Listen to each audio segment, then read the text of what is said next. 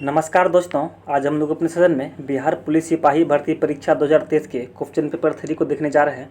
अगर आप लोग चैनल पर नए हैं तो चैनल को सब्सक्राइब जरूर कर लें। पहला प्रश्न है, निम्नलिखित में से अशुद्ध शब्द का पहचान कीजिए। अशुद्ध शब्द कौन सा है? तो पहला ऑप्शन लीजिएगा अनिष्ट, दूसरा है तदोपरांत, तीसरा है दूरवस्था, चौथा है निरीक्षण। दोस्तों ऑप्शन सी पर जो दिया गया है ये एक अशुद्ध शब्द है, तो इसका ऑप्शन आंसर दोस्तों क्या हो जाएगा? सी हो जाएगा। अगला प्रश्न है, identify the predicate in the sentence choosing the correct option from the given below. दोस्तों इसमें से बोल रहा है कि identify the predicate in the sentence choosing the correct option from the given below. देख लीजिएगा यहाँ स्टेटमेंट दिया हुआ है, sweet are the uses of adversity. दोस्तों यहाँ जो देखिएगा स्वीट जो है तो दोस्तों ये सब्जेक्ट है। स्वीट क्या है? ये सब्जेक्ट है। अब प्लस दोस्तों आर जो देखिएगा तो आर जो दोस्तों ये क्या है? वर्ब है। ये आर वर्ब है। और दोस्तों यूजेज ऑफ द एडवर्सिटी ये प्रीडिकेट है। प्रीडिकेट है। तो अब दोस्तों पूछ रहा है इसमें कि इसमें जो है प्रीडिकेट को चुनना है। दोस्तों प्रीडिकेट देखिएगा तो the uses of the predicate, तो जो ऑप्शन बी पर मिलेगा। तो आंसर इसका क्या हो जाएगा दोस्तों? बी हो जाएगा, the uses of the adversity, ये हो जाएगा। अगला प्रश्न है, राम खेल रहा है, इस वाक्य में क्रिया क्या है? अगर दोस्तों बात करें तो ये जो है तो आकर्मक बिना कर्म के लिए क्रिया में अर्थ को स्पष्ट करने के लिए कर्म की आवश्यकता नहीं पड़ती है। जैसे राम खेल रहा है, इसमें क्या खेल रहा है इसकी दोस्तों कोई जानकारी नहीं है, इसकी जानकारी नहीं मिल रही है, इसलिए दोस्तों इसका आंसर क्या हो जाएगा? ये आकर्मक हो जाएगा। आंसर इसका दोस्तों सी हो जाएगा। अगला प्रश्न है, choose the suitable word from the chooses given the make the sentence meaningful. I need dot dot for my car. मुझे ज़रूरत है कार के लिए क्या चीज़ ज़रूरत? दोस्तों ये पेट्रोल की ज़रूरत यहाँ है। दोस्तों ये क्या हो जाएगा? यहाँ डी हो जाएगा। अगला प्रश्न है, चूज द करेक्ट सिनोनिम। दोस्तों ये समानार्थी की बात की जा रही है, तो पूछ रहा है कि कौन समानार्थी है। दोस्तों यहाँ से दिया हुआ है। दोस्तों पहला है फ्रैंक, दूसरा है ओपन, दूसरा है बोल्ड और तीसरा दोस्तों ये चौथा है क्वायर।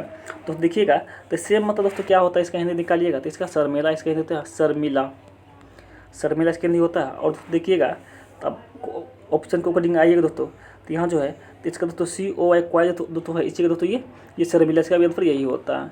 तो इसका आंसर दोस्तों सी हो जाएगा। अगला प्रश्न है, दलित साहित्य में जूठन आत्मकथा के लेखक कौन है?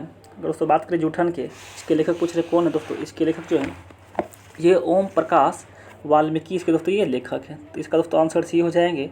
ऑप्शन इसका ऑप्शन बी हो जाएंगे, ओम प्रकाश वाल्मीकि। अगला प्रश्न है, choose the correct option for negative to effective transformation for the sentence given below. Statement दिया हुआ है, there happens to be the no smoke without fire. दोस्तों यहाँ दिया हुआ है there happens to be no smoke without fire. दोस्तों यहाँ ऑप्शन जो के अकॉर्डिंग आइएगा तो ये जो है तो दिया गया सेंटेंस दोस्तों ये नेगेटिव से एसेटिव में बदलने पर दोस्तों ये होगा तो whenever there is a smoke there in fire. दोस्तों इसका ऑप्शन दोस्तों क्या हो जाएगा? डी हो जाएगा। आगे पर अगला प्रश्न है, translate the following sentence into Hindi. तो दोस्तों यहाँ दिया गया स्टेटमेंट का दोस्तों बोल रहा है कि हिंदी निकालिए। यहाँ he use to examine every document of the passenger. दोस्तों he use to examine every document of the passengers. दोस्तों इसका हिंदी निकालिएगा तो इसका ऑप्शन में दोस्तों डी है, तो वह यात्रियों के प्रत्येक दस्तावेज की जांच करता है। तो इसका दोस्तों ऑप्शन डी हो जाएगा। अगला प्रश्न है, निम्नलिखित में से कौन सा सुभद्रता कुमारी चौहान द्वारा लिखित कविता है? दोस्तों इसकी देखिएगा तो ये झांसी की रानी जो ये इसी के द्वारा ये लिखा गया था। दोस्तों इसका ऑप्शन क्या हो जाएगा? ये ए हो जाएगा। अगला प्रश्न है, अज्ञा की ओर यह और रहेगा याद किस विद्या से संबंधित है? अगर उसको देखिएगा तो ये ऑप्शन ए के अकॉर्डिंग यात्रा वृत्तांत के अकॉर्डिंग ये कहा गया। तो इसका दोस्तों क्या हो जाएगा? आंसर ए हो जाएगा। उसको बात करें तो अरे ये और रहेगा या ये सच्चिदानंद हीरानंद वात्स्य अज्ञ द्वारा ये लिखा गया है यात्रा एक वृत्तांत ये लिखा गया। तो इसको ये ध्यान दीजिएगा कि ये किसके द्वारा लिखा गया था? ये हीरानंद के द्वारा ये लिखा गया था, इसको ध्यान रखिएगा। आगे बढ़ते हैं। अगला प्रश्न है, प्रश्न नंबर 11 देखें, इत्यादि का सही संधि विच्छेद क्या होगा। दोस्तों बात की इत्यादि की बात की जा रही है, इत्यादि का संधि विच्छेद कीजिएगा तो इति प्लस दोस्तों आदि हो जाएगा, इति प्लस आदि हो जाएगा दोस्तों, यही इत्यादि हो जाएगा, ऑप्शन इसका डी हो जाएगा, इति प्लस आदि, ऑप्शन डी इत्यादि। अगला प्रश्न है, वेदनाथ मिश्र किस कवि का मूल नाम था। अगर दोस्तों बात करें वेदनाथ मिश्र का तो ये कवि नागार्जुन का मूल नाम दोस्तों वेदनाथ मिश्र था, कवि नागार्जुन का। दोस्तों ये ऑप्शन क्या हो जाएगा, ये सी हो जाएगा। आगे बढ़ते अगला प्रश्न है, which of the following word from a new word by adding the dot ition. अगर दोस्तों बात करें तो इसमें कौन सा ऑप्शन इसके सूटेबल होगा। परा है, इम्प्रेस दूसरा है, ओपरेस तीसरा, कॉम्प्लेक्स चौथा है, कोलेस। अगर तुम यहाँ लगाइएगा तो ऑप्शन दोस्तों डी में दिया हुआ है तो ये कोलेक्ट प्लस टिशन दोस्तों ये कोलेक्शन हो जाएगा, तो ये ऑप्शन दोस्तों सी डी हो जाएगा, कोलेक्शन।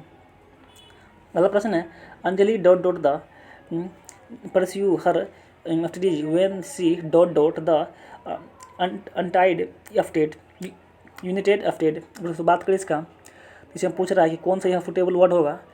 तो दोस्तों यहाँ खाली स्थान है तो भरने है तो शब्दों का होगा दोस्तों विल कंटिन्यू गेट्स इसका हो जाएगा, तो विल कंटिन्यू गेट्स इसका दोस्तों देखिए कहाँ पर लिखा हुआ है, ये दोस्तों ये डी पर लिखा गया है, तो इसका ऑप्शन दोस्तों डी डी हो जाएगा।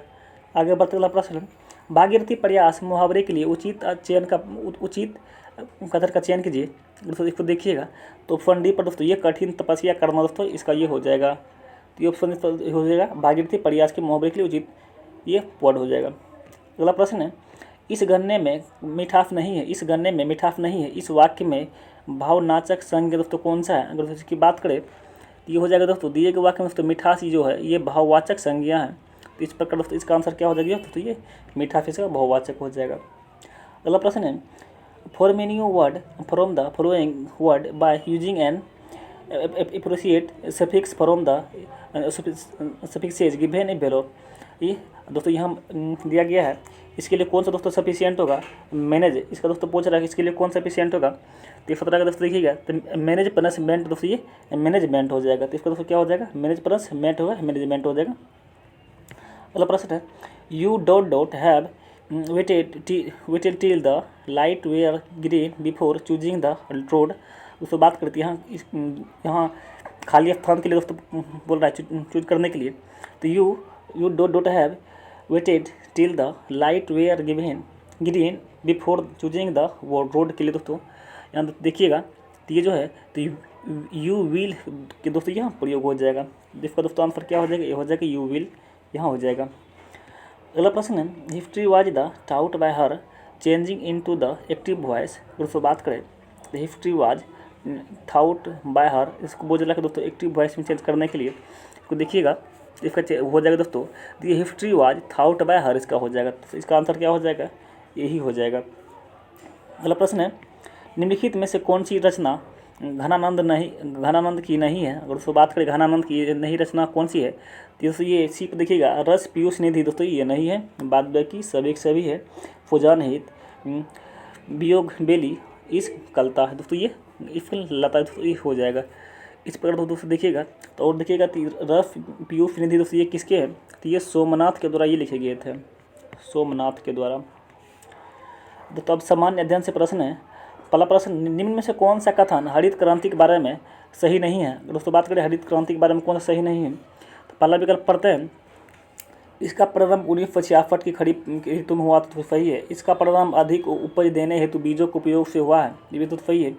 प्रारंभ इसका लाभ पंजाब हरियाणा और पश्चिम उत्तर प्रदेश में मिला तो ये भी सही है। यह केवल चावल उत्पादन में सफल हुई दोस्तों ये गलत है, दोस्तों ये गेहूँ में भी उत्पन्न हुई है, ये सफल हुई है। अगला प्रश्न है, उपसोर की स्थिति बनती है कब बनती है दोस्तों, उपसोर की स्थिति दोस्तों बात की जा रही है, तो ये जो है तो ये 21 जून को ये होती है, इसको ध्यान रखिएगा। और दोस्तों भारत में 1966 से लेकर 1967 ईस्वी में कृषि में हरित क्रांति की शुरुआत गेहूं उत्पादन राज्य पंजाब हरियाणा पश्चिम उत्तर प्रदेश में हुई है, और यह अधिक उपज वाले बीजों रासायनिक खाद और नई तकनीक के प्रयोग से आधारित है, और इसमें गेहूं के उत्पादन में दोगुनी से अधिक वृद्धि हुई है, और चावल के उत्पादन में दोस्तों ये 53% ये हुई है, तो दोस्तों ध्यान दीजिएगा। और दोस्तों बात करें उपसोर का, तो उपसोर की थोड़ा बात करें दोस्तों, ये जो है पृथ्वी पृथ्वी जब सूर्य की अत्यधिक पास होती है तो यह स्थिति उपसूर्य कहलाती है, और यह स्थिति हर एक साल 3 जनवरी को होता है, और इस स्थिति को सूर्य के निकट दूरी 14.7 करोड़ किलोमीटर पर यह होती है। इसको ये ध्यान रखिएगा, ऊपर का भी व्याख्या कर ली और नीचे का भी व्याख्या कर ली, इसको ध्यान रखिएगा। अगला प्रश्न है, किस अर्थशास्त्री के अनुसार अर्थशास्त्र मनुष्य के भौतिक कल्याण का अध्ययन है। अगर उससे बात करें इसका, तो ये मार्शल के अनुसार ये किया गया था, इसको ध्यान रखिएगा। और थोड़ा इसका एक्सप्लेनेशन कीजिएगा। तो प्रसिद्ध अर्थशास्त्री मार्शल ने कहा कि अर्थव्यवस्था मनुष्य के भौतिक कल्याण का अध्ययन है। अगला प्रश्न है, प्रथम विश्व युद्ध का तत्कालीन कारण क्या था। अगर उससे बात करें तो प्रथम विश्व युद्ध का तत्कालीन कारण था ये 28 जून 1914 को ऑस्ट्रिया के राजकुमार फ्रांसीसी फर्डिनेंड की बोस्निया की राजधानी सिराजुआ में हुई हत्या थी, और 28 जुलाई 2014 को ऑस्ट्रिया द्वारा सर्बिया पर आक्रमण किए जाने के साथ ही प्रथम विश्व युद्ध की शुरुआत हो गई थी। इसका दोस्तों क्या हो जाएगा, आंसर ये हो जाएगा दोस्तों, वह यात्रियों फर्डिनेंड की सिराजुआ में हत्या की गई थी। अगला प्रश्न है, निम्नलिखित में से कौन सा पुरातात्विक स्थल सिंधु घाटी सभ्यता से संबंधित नहीं है। उसको बात करें तो ये जो है, तो ये बालाथल नहीं है, बाद बाकी रोपर, लोथल, कालीबंगा ये सब दोस्तों इससे संबंधित है। आगे बढ़ते अगला प्रश्न है, निम्नलिखित में से भारत का कौन सा राज्य कर्क रेखा के उत्तर में स्थित है। उससे बात करें तो ये जो है कर्क रेखा के उत्तर में कौन सा स्थित है, तो ये बिहार दोस्तों, बिहार स्थित है। बाद बाकी दोस्तों ये झारखंड, मिजोरम, उड़ीसा दोस्तों ये नहीं स्थित है, इसको ध्यान रखिएगा। और इसके दोस्तों ये कर्क रेखा ये 23 डिग्री उत्तरी अक्षांश भारत के 8 राज्यों में से होकर गुजरती है, और ये राज्य है गुजरात, राजस्थान, ध्यान रखिएगा, गुजरात, राजस्थान, मध्य प्रदेश, छत्तीसगढ़, झारखंड, इसको नोट कर दीजिए, झारखंड, पश्चिम बंगाल, त्रिपुरा और मिजोरम। तो ये क्या ये राज्य हैं, और ये 8 राज्य हैं। और इस प्रकार बिहार कर्क रेखा के उत्तर में है, और उड़ीसा दक्षिण में अवस्थित है। अगला प्रश्न है, भारत ने धारणीय विकास के कितने लक्ष्य निर्धारित किए हैं। भारत ने धारणीय विकास के कितने लक्ष्य निर्धारित किए हैं दोस्तों, इसको देखिएगा। तो ये 17 दोस्तों, ये 17 धारणीय लक्ष्य निर्धारित किए। तो इसका आंसर क्या हो जाएगा, इसका आंसर दोस्तों बी हो जाएगा। बहुत इंपॉर्टेंट प्रश्न, इसको ध्यान रखिएगा। और इसकी दोस्तों कुछ व्याख्या की बात कर लें तो दोस्तों धारणीय विकास का सतत विकास फिर अभिप्राय ऐसे विकास से हैं जो संसाधनों को बिना क्षति पहुंचाए भावी पीढ़ियों की जरूरत को ध्यान रखने के साथ साथ वर्तमान की आवश्यकता को पूरा करें। इसका दोस्तों यही मूल कारण है। अगला प्रश्न है, किस समिति ने भारत के संविधान में मूल कर्तव्यों को सम्मिलित करने की सिफारिश की है दोस्तों। अगर बात करें इसका तो दोस्तों ये स्वर्ण सिंह समिति के द्वारा ये किया गया था, इसको ध्यान रखें, स्वर्ण सिंह समिति के द्वारा किया गया था। और दोस्तों अगर इसकी बात करें स्वर्ण सिंह समिति की, तो दोस्तों 1976 में गठित स्वर्ण सिंह समिति के संविधान में नागरिकों के मूल कर्तव्यों को शामिल करने की अनुशंसा की, और 42वें संविधान संशोधन द्वारा संविधान के भाग 4 के ए और अनुच्छेद 51 के ए में 10 मूल कर्तव्यों की तो इसमें शामिल किया गया है। इसे को ध्यान रखिएगा, बहुत इंपॉर्टेंट प्रश्न है। आगे बढ़ते अगला प्रश्न है, हरित क्रांति के जनक कौन है दोस्तों। बात करें हरित क्रांति के तो इसके जनक दोस्तों ये नॉर्मन बोरलॉग इसके जनक है। और दोस्तों बात करें भारत में कौन है दोस्तों, भारत में एच स्वामीनाथन है, इसको भी ध्यान रखिएगा। और दोस्तों विश्व स्तर पर हरित क्रांति के जनक दोस्तों अमेरिकी कृषि वैज्ञानिक डॉक्टर नॉर्मन बोरलॉग है। और भारत में हरित क्रांति के जनक दोस्तों बात करें तो डॉक्टर एम एस स्वामीनाथन है दोस्तों। इसको भारत में इसको लिख लीजिएगा, और विश्व में नॉर्मन बोरलॉग को लिख लीजिएगा। अगला प्रश्न है, निम्नलिखित राज्यों में से उस युग्म को चुनिए जो लोकसभा में सबसे ज़्यादा प्रतिनिधि भेजते हैं। दोस्तों बात करें कि ये है दोस्तों, ये फंड डी पर देखिएगा तो बिहार, आंध्र प्रदेश, राजस्थान दोस्तों ये सबसे ज़्यादा दोस्तों ये प्रतिनिधि यहाँ भेजते हैं दोस्तों। इसका आंसर दोस्तों क्या हो जाएगा, और दोस्तों देखिएगा बिहार में देखिएगा तो बिहार में दोस्तों कितना हो जाएगा 40 हो जाएगा। और आंध्र प्रदेश में दोस्तों बात करें तो आंध्र प्रदेश में दोस्तों ये 25 हो जाएगा। और राजस्थान में दोस्तों बात करें तो राजस्थान से ये भी 25 हो जाएगा, इसको ध्यान रखिएगा। आगे बढ़ते अगला प्रश्न है, शिकागो में 1893 में विश्व धर्म संसद में किसने भाग लिया दोस्तों। तो ये स्वामी विवेकानंद इसमें दोस्तों भाग लिए थे। तो इसको दोस्तों आंसर क्या हो जाएगा, बी हो जाएगा, स्वामी विवेकानंद। और इसकी व्याख्या दोस्तों बात करती है 1893 ईस्वी में स्वामी विवेकानंद ने अमेरिका के शिकागो के सर्व धर्म सम्मेलन में भाग लिया था। अगला प्रश्न है, निम्न में से किसे भारत का नेपोलियन कहा जाता है। दोस्तों बात करिए भारत का नेपोलियन को, तो दोस्तों गुप्त साम्राज्य के प्रसिद्ध शासक समुद्रगुप्त के विजय और युद्ध कौशल ने प्रसिद्ध कारण V.S. स्मिथ ने उसे भारत का दोस्तों नेपोलियन कहा था। तो किसको दोस्तों, ये समुद्रगुप्त को कहा गया था भारत का नेपोलियन। अगला प्रश्न है, निम्न में से किसका संबंध राज्य उत्पत्ति के सामाजिक समझौता सिद्धांत से नहीं है। और दोस्तों बात करें तो जो है इंग्लैंड के दार्शनिक जॉन स्टुअर्ट मिल, जिसका दोस्तों कार्यकाल की बात करें तो 1806 से लेकर 1873 ईस्वी में ये नीति शास्त्र के उपयोगितावाद विचारधारा के दोस्तों ये समर्थक थे। इस प्रकार दोस्तों देखिएगा तो ये क्या हो जाएगा, इसका आंसर दोस्तों ये सी हो जाएगा, मिल हो जाएगा।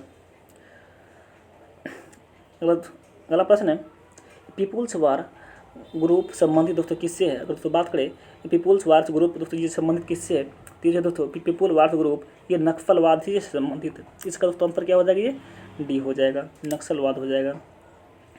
अगला प्रश्न है, निम्नलिखित में से कौन सी समिति चुनाव सुधारों से संबंधित नहीं है। और दोस्तों बात करें चुनाव सुधारों से, पहला विकल्प है दिनेश गोस्वामी समिति थी, दूसरा है तारकुंडे समिति, और तीसरा है इंद्र कुमार समिति, चौथा है वाई के अलग समिति। अब दोस्तों इसमें से कौन नहीं है, तो देखिएगा डी पर जो दिया है वाई के अलग समिति, दोस्तों ये नहीं है, बाद में किसका सबका संबंध है, ये है चुनाव सुधारों से। अगर थोड़ा इसकी दोस्तों व्याख्या कर ले तो दोस्तों ये योजना आयोग ने 1979 में गरीबों का आकलन हेतु वाई के अलग की अध्यक्षता में टास्क फोर्स गठित किया गया था। इसको ध्यान रखिए, बहुत इंपॉर्टेंट प्रश्न है। अगला प्रश्न है, कल्चरल रिवोल्यूशन के समय कम्युनिस्ट पार्टी ऑफ चाइना के प्रमुख कौन थे। दोस्तों बात करें इसके कौन थे, तो ये दोस्तों माओ जेगोंग इसके दोस्तों ये प्रमुख थे, इसके अध्यक्ष थे। तो दोस्तों ऑप्शन की हो जाएगा, सी हो जाएगा। और बात करें थोड़ा इसके बारे में दोस्तों, तो ये जो है ये सन 1966 से लेकर 1976 तक चीन की सांस्कृतिक क्रांति हुई थी और यह एक सामाजिक राजनीतिक आंदोलन था। उस समय कम्युनिस्ट पार्टी ऑफ चाइना के प्रमुख माओ जेडोंग थे। अगला प्रश्न है, जापान में रक्तहीन क्रांति या मेजी पुनः स्थापना किस वर्ष में हुई थी। दोस्तों ये जो है दोस्तों ये 1868 ईस्वी में दोस्तों ये इसका हुआ था स्थापना। दोस्तों इसका आंसर क्या हो जाएगा, इसका आंसर दोस्तों क्या हो जाएगा, बी हो जाएगा। इसको ध्यान रखिएगा, बहुत इंपॉर्टेंट प्रश्न है।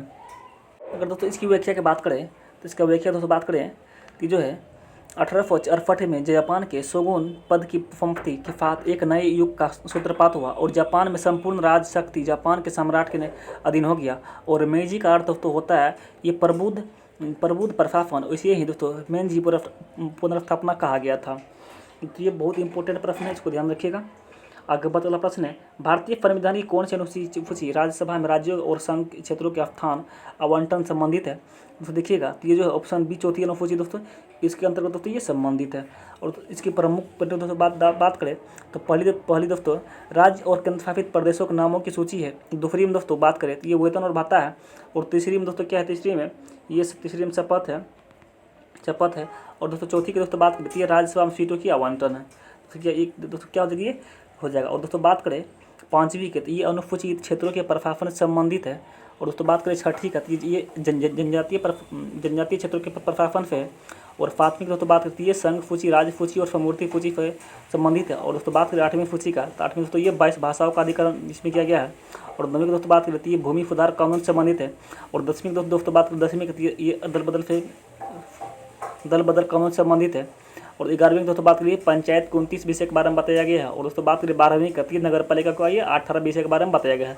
दोस्तों इतना दोस्तों यहाँ स्क्रीन पर लिखने में समस्या था, हो सके तो आप लोग इसको वीडियो रुक कर दोस्तों इसको नोट कर लीजिएगा। अगला प्रश्न है, संयुक्त राष्ट्र संघ कब अस्तित्व में आया। दोस्तों तो ये संयुक्त राष्ट्र संघ की दोस्तों बात की जा रही है और पूछ रहा कि ये कब अस्तित्व में आया था। ये दोस्तों ये 24 अक्टूबर 1945 में संयुक्त राष्ट्र की स्थापना की गई थी। और भारत में यूएनओ का संस्थापक सदस्य है। और वर्तमान में इसके दोस्तों कितने सदस्य है, 193 सदस्य है। अब देखिएगा तो 24 अक्टूबर 1945 का आंसर हो जाएगा। अगला प्रश्न है, सम्राट जेम्स प्रथम का राजदूत सर टॉमस रो किस मुगल शासक के दरबार में आया था। दोस्तों बात करिए तो इस पर दोस्तों आंसर क्या हो जाएगा, बी हो जाएगा, ये जहांगीर के दरबार में आया था। तो बात करें ब्रिटिश सम्राट जेम्स प्रथम का राजदूत सर थॉमस रो 1615 में जहांगीर के दरबार में आया था और वह व्यापारिक संधि के उद्देश्य से दोस्तों यहाँ आया था। अगला प्रश्न, निम्न में से कौन से ग्रंथ वैदिक साहित्य का हिस्सा नहीं है? अगर तो बात करें इसमें से कौन सा जो ग्रंथ है जो वैदिक साहित्य का हिस्सा नहीं है, दोस्तों देखिएगा तो ऑप्शन डी पर ये वेदांग जो है दोस्तों ये वैदिक साहित्य का ये हिस्सा नहीं है और वेदांग को मानवीय रचना माना जाता है और वेदांग 6 प्रकार के दोस्तों होते हैं। देखिएगा तो कौन कौन होते हैं ये दोस्तों, ये शिक्षा, कल्प, व्याकरण, निरुक्त, छंद और ज्योतिष दोस्तों ये होते हैं।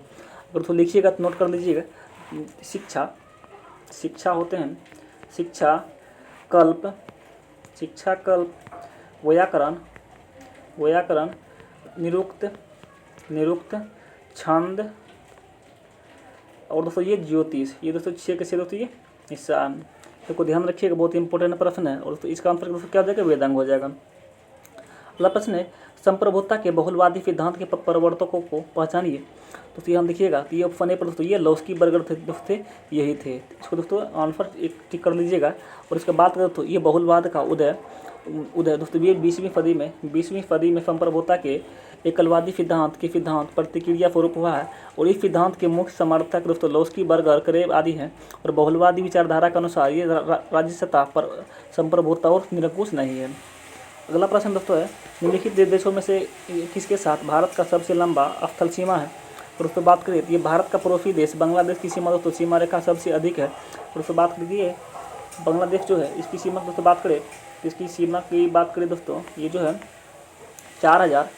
4096 किलोमीटर लगता है। जबकि दोस्तों अफगानिस्तान की दोस्तों बात करें तो ये अफगानिस्तान दोस्तों ये कितना लगता है, अफगानिस्तान की सीमा भारत में सबसे छोटा 106 किलोमीटर केवल ही लगता है। इसको ध्यान रखिएगा। अगर बढ़ते अगला प्रश्न है, 14वीं वित्त आयोग के द्वारा राजकोष के घाटे की सीमा एक सकल राज्य घरेलू उत्पाद के प्रतिशत के रूप में कितनी निर्धारित की गई है? दोस्तों बात करी 14वीं वित्त आयोग ने भारत के राजकोष के घाटे का दोस्तों ये 3% निर्धारित किया है। इसको दोस्तों ध्यान रखिएगा, 3% ये हो जाएगा 3%। अगला प्रश्न है, निम्नलिखित में से कौन सा युग्म सही नहीं है?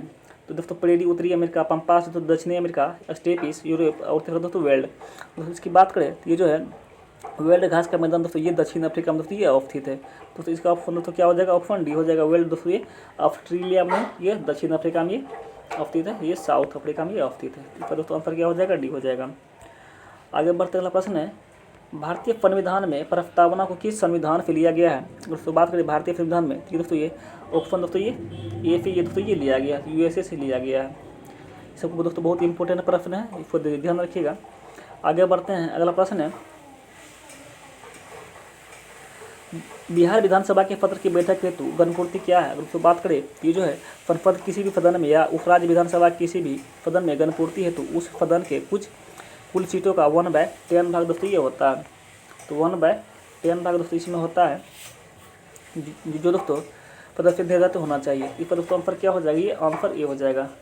आगे बढ़ते अगला प्रश्न है, जनगणना 2011 के अनुसार बिहार की कुल जनसंख्या कितनी है? अगर दोस्तों बात करें बिहार की तो इसमें दोस्तों 2011 की जनसंख्या के अनुसार बिहार की कुल जनसंख्या दोस्तों कितना है, ये 10,40,99,452। इसका दोस्तों ये आंसर हो जाएगा, इसका दोस्तों आंसर ये हो जाएगा। अगला प्रश्न है, 1857 क्रांति के समय भारत का गवर्नर कौन था? दोस्तों बात करें 1857 क्रांति के समय भारत का गवर्नर दोस्तों ये 10 मई 1857 ईस्वी के दिन मेरठ की पैदल टुकड़ी बीफ NI से 1857 ईस्वी की क्रांति की शुरुआत हुई थी। और 1857 क्रांति के समय भारत का गवर्नर जनरल लॉर्ड केनी एवं इंग्लैंड के प्रधानमंत्री पारमास्टन दोस्तों ये लिबरल थे। दोस्तों इसका आंसर क्या हो जाएगा, ये आंसर दोस्तों इसका ए हो जाएगा, 49 का आंसर ए हो जाएगा। आगे बढ़ते अगला प्रश्न है, महाराष्ट्र में पश्चिमी घाट किस नाम से जाना जाता है? दोस्तों बात करें महाराष्ट्र में तो दोस्तों महाराष्ट्र में पश्चिमी घाट दोस्तों ये सह्याद्री के नाम से जाना जाता है। इसका दोस्तों आंसर क्या हो जाएगा, ये आंसर बी हो जाएगा।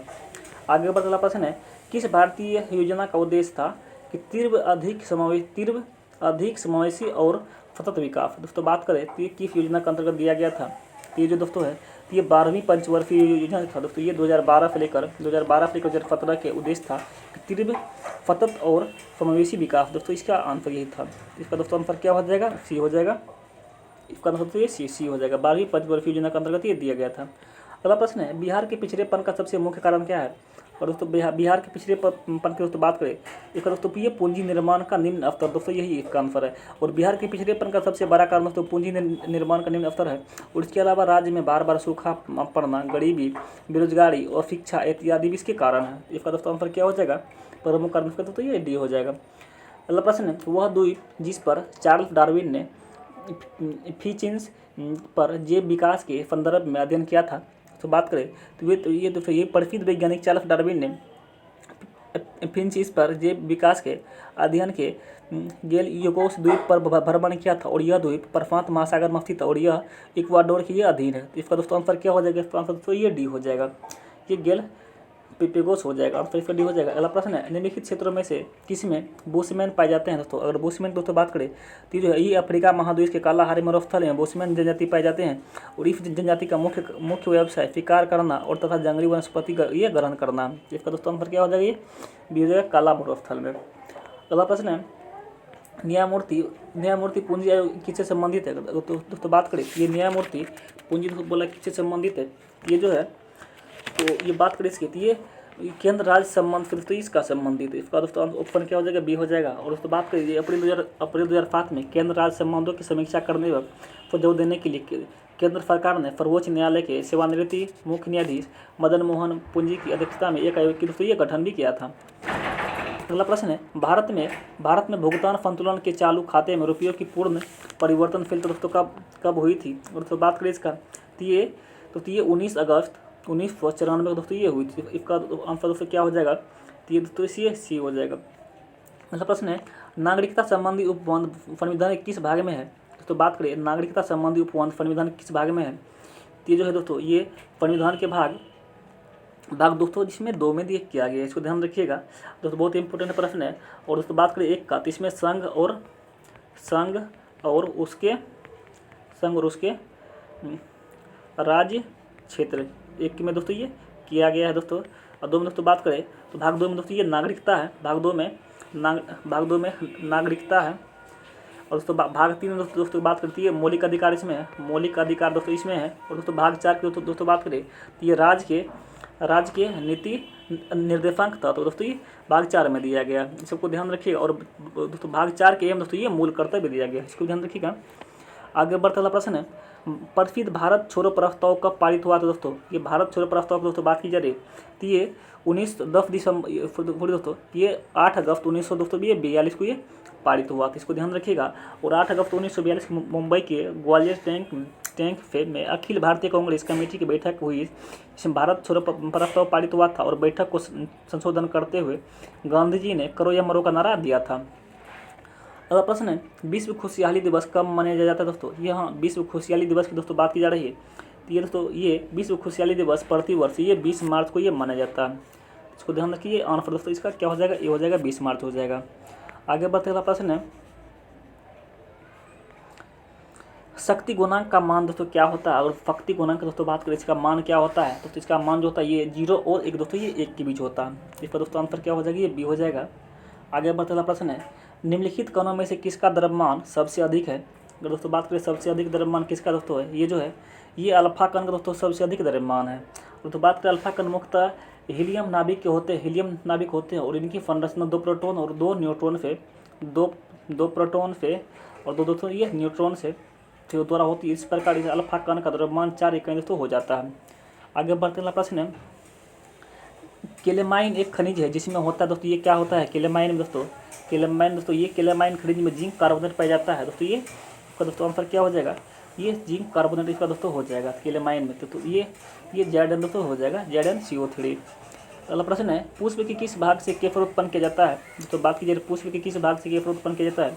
तो केफर की प्राप्ति दोस्तों पुष्प के वर्तिकाग्र और वर्तिका भाग से दोस्तों ये प्राप्त की जाती है, इसका दोस्तों आंसर क्या हो जाएगा? ये बी हो जाएगा। अगला प्रश्न है, अमोनिया आयन दोस्तों है, अमोनिया आयन दोस्तों क्या है? ये जो है तो अमोनिया आयन का दोस्तों रासायनिक सूत्र की पहले बात कर लेते हैं। इसका दोस्तों होता है जो रासायनिक सूत्र ये NH दोस्तों ये 4 होता है, इस पर दोस्तों ये पॉजिटिव चार्ज होता है। और यह एक संयुग्मी ये अम्ल होता है, यह दोस्तों ये संयुग्मी अम्ल होता है। अगला प्रश्न है, निम्नलिखित में से किस गैस को मार्स बेस मार्च गैस के दोस्तों यहाँ गैस होगा, मार्च गैस के दोस्तों नाम से जाना जाता है दोस्तों।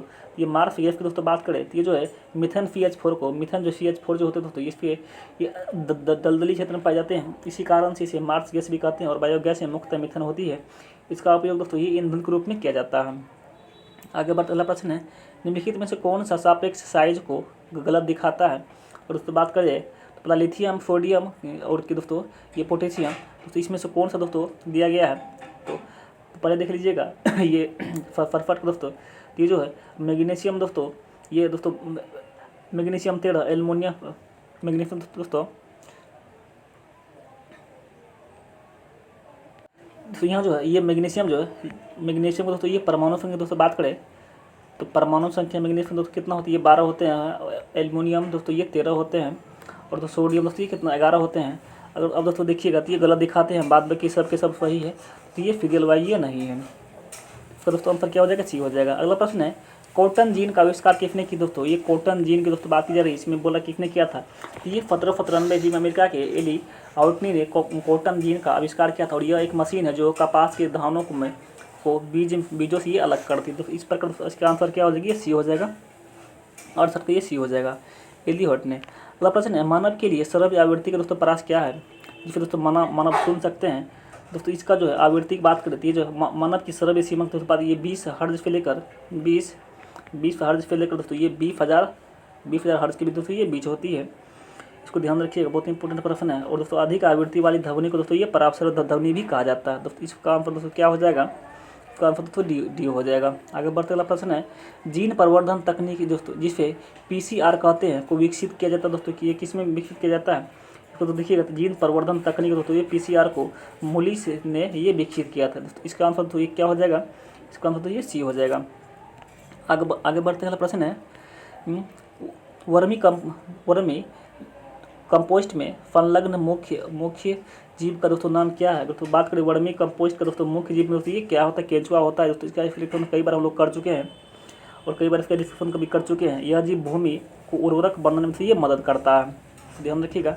आगे बढ़ते हैं, अगला प्रश्न है, एक आदर्श गैस में अनुदैर्ध्य तरंगों की दोस्तों चाल की गणना की जाती है। दोस्तों ये चाल की गणना दोस्तों क्या होती है, दोस्तों ये एक आदर्श गैस में अनुदैर्ध्य तरंगों की दोस्तों चाल दोस्तों ये VP बाय दोस्तों ये D हो जाता है।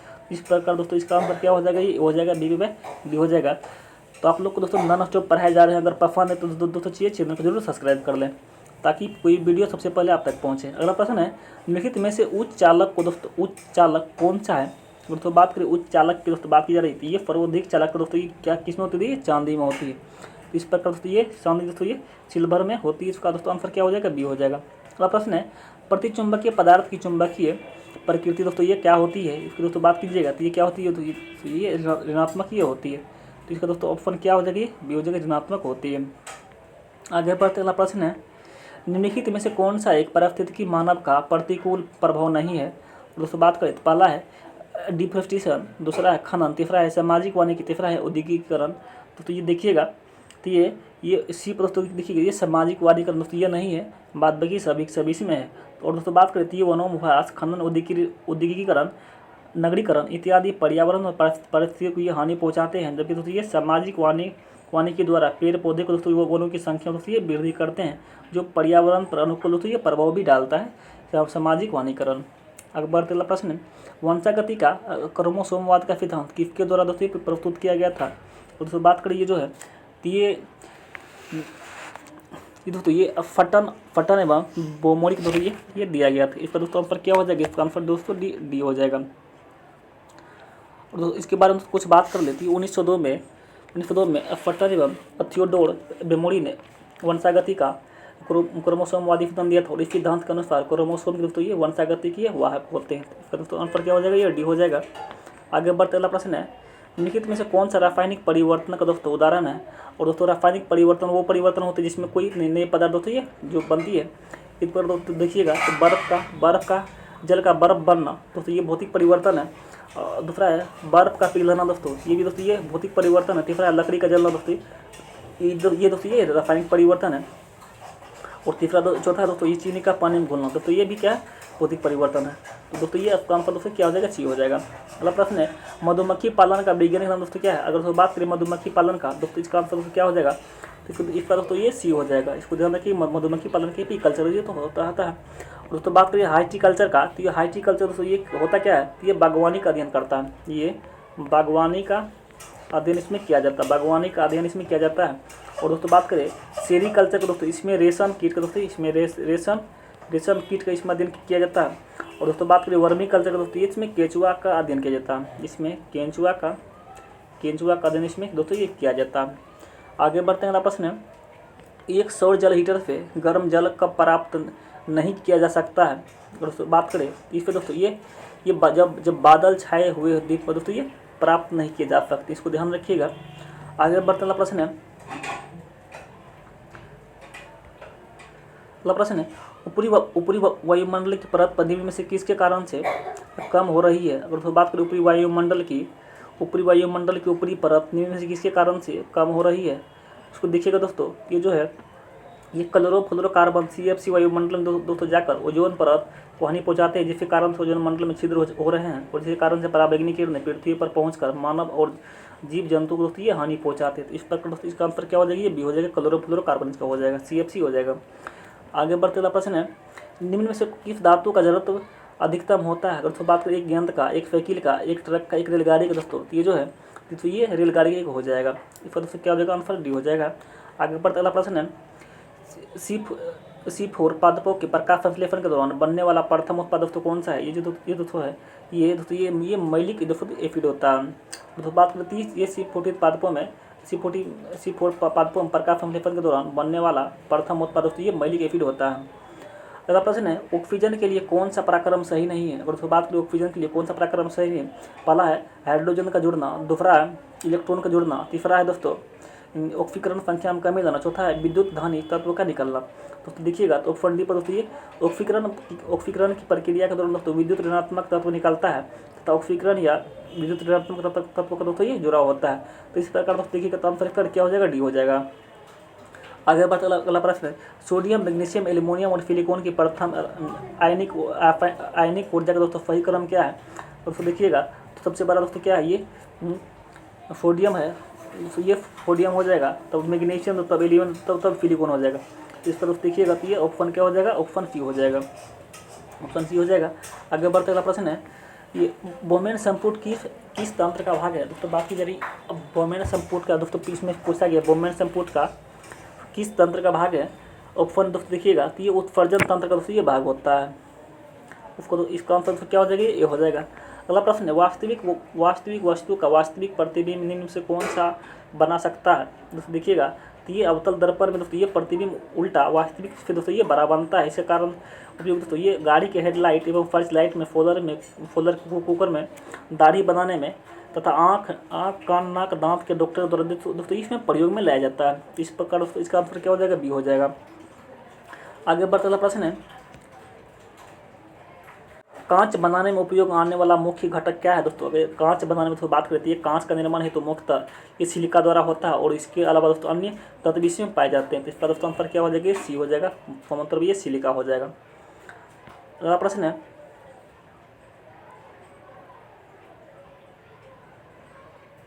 निम्नलिखित में से कौन सा पादप मलेरिया रोग की दवा का स्रोत है। दोस्तों देखिएगा ये जो है मलेरिया रोग के लिए दोस्तों ये कौन सा बहुत अच्छा उपचार है। दोस्तों मलेरिया रोग से दोस्तों पीड़ित व्यक्ति को दोस्तों ये क्विनन जो होता है, जो क्विनन बोलते हैं, तो इसी को दोस्तों ये सिनकोना के पेड़ से दोस्तों ये प्राप्त किया जाता है। इसका दोस्तों आंसर क्या हो जाएगा, ये डी हो जाएगा। इसका दोस्तों कई बार चर्चा हम लोग पिछले वीडियो में कर चुके हैं, अगर आप लोग जाकर नहीं देखे तो मेरे प्ले लिस्ट में जाकर जरूर एक बार देख लें। अगला प्रश्न है निम्नलिखित में से किसको दुग्ध शर्करा कहते हैं। दोस्तों बात करें दुग्ध शर्करा की, इसको दोस्तों ये लैक्टोज को दोस्तों दूध शर्करा दोस्तों कहा जाता है। तो इसका दोस्तों आंसर क्या हो जाएगा, ये हो जाएगा लैक्टोज को। आगे बढ़ते अगला प्रश्न है निम्नलिखित विकल्पों में से कौन सा विकल्प द मोर्गन लॉ का अनुसरण करता है। तो देखिएगा तो मोर्गन लॉ का दोस्तों इसमें से कौन सा करता है, तो ऑप्शन बी पर जो दोस्तों दिया गया है ये करता है, इसको ध्यान रखिएगा। आगे बढ़ते अगला प्रश्न मैथमेटिक्स है एक किताब का अंकित मूल्य दोस्तों कितना है, 800 रुपया है। तो 2 क्रमागत छूट के पश्चात दोस्तों ये 612 रुपया में बेचा जाता है। यदि प्रथम छूट 10 रुपया है तो दोस्तों द्वितीय छूट की दोस्तों मान क्या होगा।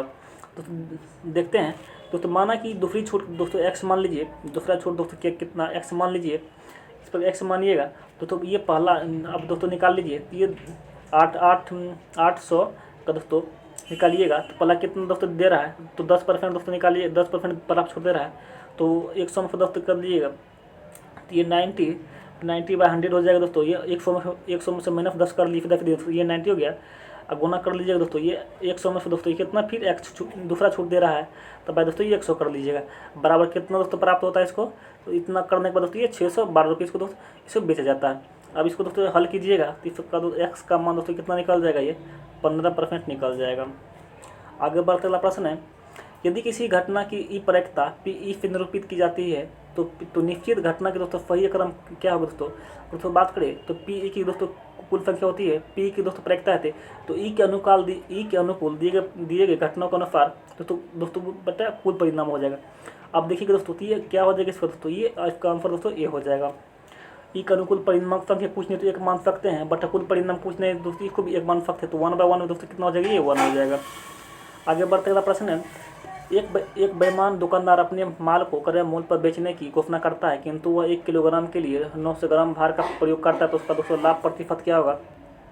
दोस्तों यहाँ बहुत अच्छे प्रश्न दिए गए हैं। तो अब तो देखिएगा यहाँ जो है कितना दोस्तों एक हज़ार की जो 1000 ग्राम की जगह दोस्तों ये 900 ग्राम का ही प्रयोग करता है, दोस्तों ये 100 ग्राम कितना बचाता है दोस्तों, ये 100 ग्राम बचाता है दोस्तों। ये कितना बचाता है दोस्तों, ये जो है 100 ग्राम बचाता है, तो ये कितना पर 900 बचाता है, और इसको मल्टीप्लाई कर दीजिएगा दोस्तों, तो ये 11/1/9% इसका आ जाएगा। आगे बढ़ते हैं तो इसका दोस्तों आंसर क्या हो जाएगा, इसका आंसर सी हो जाएगा। अगला प्रश्न है, यदि बिंदु x3 दोस्तों और 37 के बीच की दूरी 5 हो तो x का दोस्तों मान कितना होगा। दोस्तों बात करें तो ये जो है दोस्तों ये x3 और दोस्तों 57 है, तब तो इसका परस्पर अनुपात निकालिएगा।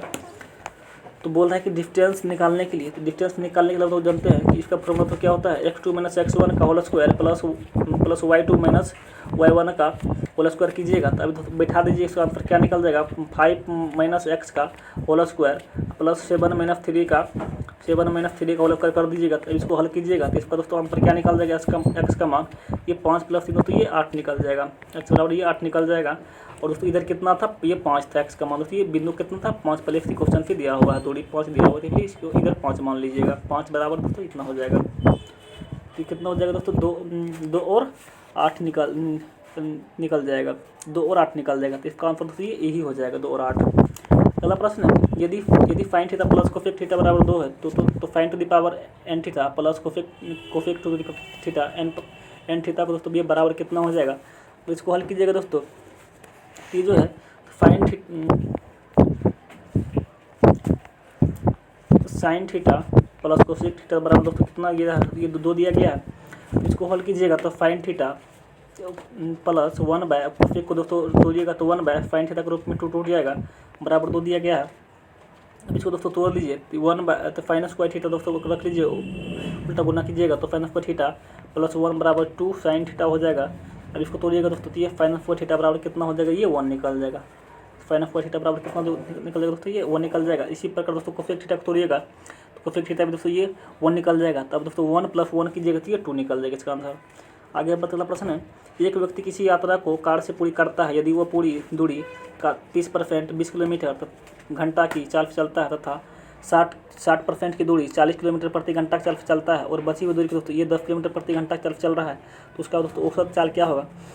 दोस्तों इसका जो है पूरा कुल दोस्तों निकाल लीजिएगा। तो माना कि दोस्तों कुल दूरी का दोस्तों 30% हो करने में लगा समय कितना हो जाएगा, तो 30x/100 बटा दोस्तों कुल परिणाम कितना दोस्तों जो जिसमें 20 घंटा लेता है, उसी प्रकार से 60% दूरी करने में कितना लेता है, तो ये 60/100 हो जाएगा। बटे दोस्तों कितना लेता है समय 40 लेता है। अब इसको तोड़िएगा दोस्तों, बाद बाकी शेष दूरी निकालिएगा तो 3x/200 घंटा हो जाएगा।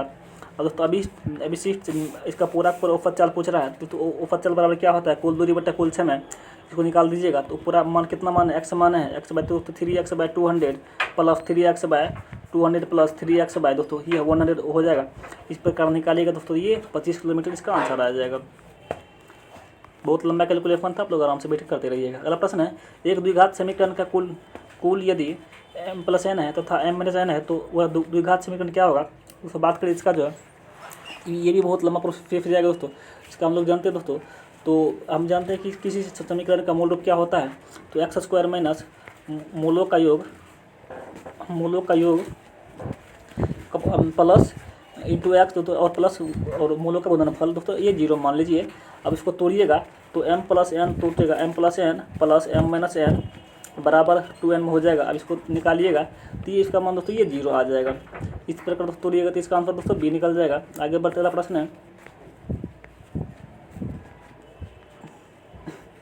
ए और बी एक काम को 2 दिनों में कर सकते हैं यदि ए की तुलना में यहाँ जो यहाँ बी होगा दोस्तों, यहाँ बी छोड़ दिया, यहाँ बी दुगुना कुशल है तो उसी काम को बी अकेला कितना दिन में करेगा। तो अगर दोस्तों निकालिएगा तो ये जो है माना कि ए जो है एक कार्य को x दिन में करता है तथा बी उस कार्य को 2x दिन में करता है। इसको निकाल लीजिए तो 1/x प्लस 1/2x बराबर दोस्तों कितना हाफ काम करेगा। इस प्रकार निकलेगा दोस्तों x बराबर 3 आंसर इसका आ जाएगा।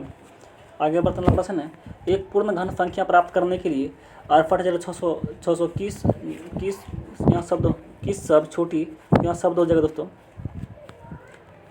किस सब छोटी संख्या से गुना किया जाए जहाँ पकता है।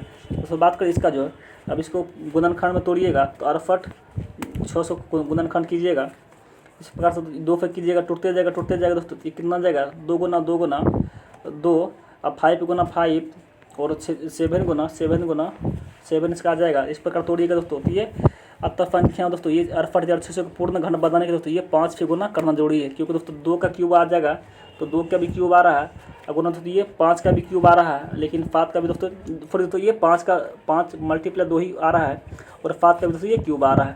तो एक 5 से और मल्टीप्लाई कीजिएगा दोस्तों, तो ये तब पूरा ये पूर्ण हो जाएगा। इस प्रकार दोस्तों कीजिएगा तो इसका आंसर यही हो जाएगा, ये 5 से कम किया जाना चाहिए। और दोस्तों आज के सेशन का लास्ट प्रश्न है, एक अनुप्रस्थ काट की एक क्षैतिज नली से पानी बहता है तो पानी की चाल 1 मीटर प्रति सेकंड है। तो जहां अनुप्रस्थ काट का व्यास 2.0 सेंटीमीटर है, जहां पानी की चाल दोस्तों 4.0 मीटर प्रति सेकंड, तो वहां अनुप्रस्थ काट का दोस्तों व्यास क्या होगा, इसे निकालिएगा दोस्तों। तो अनुप्रस्थ काट के दोस्तों हम लोग जानते हैं, तो भी जो होते हैं भी ये दोस्तों डायरेक्टली प्रोपोर्शनल टू अनुप्रस्थ काट का क्षेत्रफल जो होते हैं दोस्तों ये होते हैं। अब इसको निकालिएगा दोस्तों, तो ये V1/V2 बराबर A2/A1 हो जाएगा। इसको निकालिएगा तो किस में टूट जाएगा, ये पाई r स्क्वायर 2/πr² A1 हो जाएगा। तो ये बराबर R1 का स्क्वायर परफ R2 की स्क्वायर टूट जाएगा। तब इसको तोड़िएगा तो ये 1/4 हो जाएगा, और 1/4 बराबर R स्क्वायर का 2/0.01 का होल स्क्वायर हो जाएगा। अब इसको निकालिएगा तो इसका आंसर दोस्तों कितना निकल जाएगा, तो ये 1 सेंटीमीटर इसको निकल जाएगा। तो बहुत लंबा कैलकुलेशन, इसको ध्यान दीजिएगा। इसका आंसर दोस्तों क्या हो जाएगा, ये 1 सेंटीमीटर हो जाएगा। तो फिर हम लोग नेक्स्ट सेशन में मिलते हैं। Thank you very much, have a nice day.